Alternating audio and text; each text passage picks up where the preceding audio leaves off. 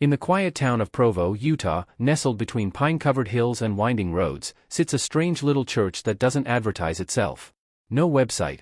No signage. Locals call it the Church of the Returning Light, though even that name is spoken in hushed tones. Unlike other churches in the area, this one has a peculiar rule that has stirred up whispers and theories for decades: mirrors are strictly forbidden.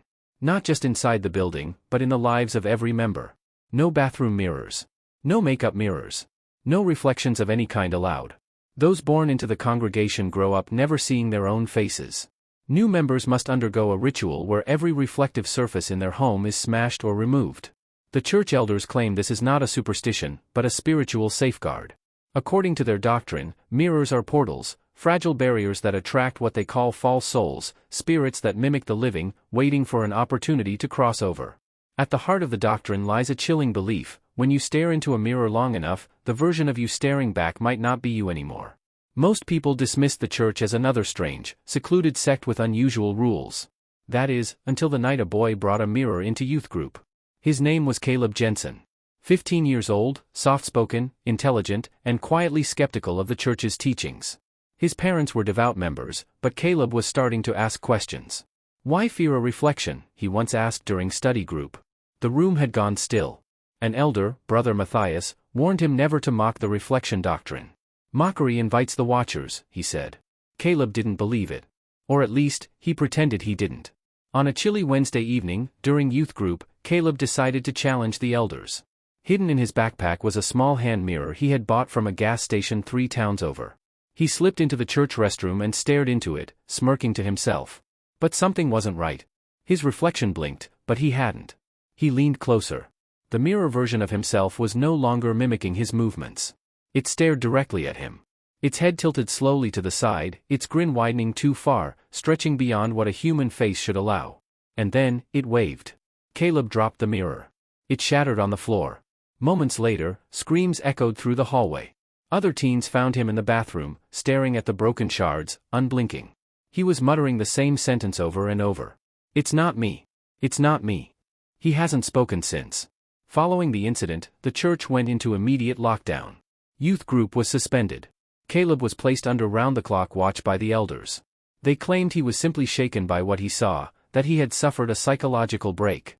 But a few former members, those who had quietly left the church years before, began speaking out. One of them, a woman named Elise Brody, claimed this wasn't the first time something like this had happened. "When I was 12, she said in a now-removed online video, I found an old photo album in the church's archive. In every group picture, at least one kid's reflection didn't match their expression. I pointed it out. The next day, the album was gone. And so was the kid." Elise claimed that the church knows what the mirrors do. That the original founder, a man named Elias Rourke, had experimented with scrying and mirror magic in the 1800s, trying to communicate with spirits. But something came through.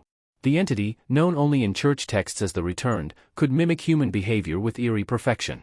Except for one thing, it couldn't copy emotions. Reflections, if watched closely, would reveal these false souls through subtle glitches. This is why the church banned mirrors.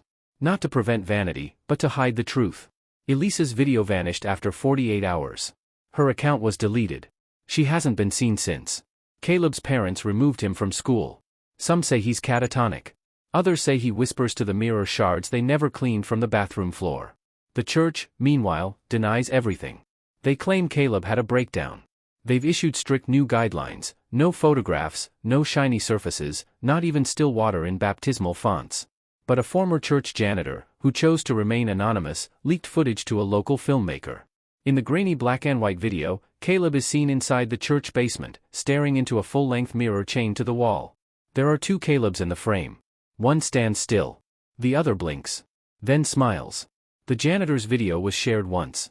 Then it disappeared. The original uploader's account was banned. The filmmaker? He hasn't responded to emails since. As for the church, it remains standing in Provo, still open, still quiet. But now there's a new rumor. Every few months, someone claims to see a strange boy in town.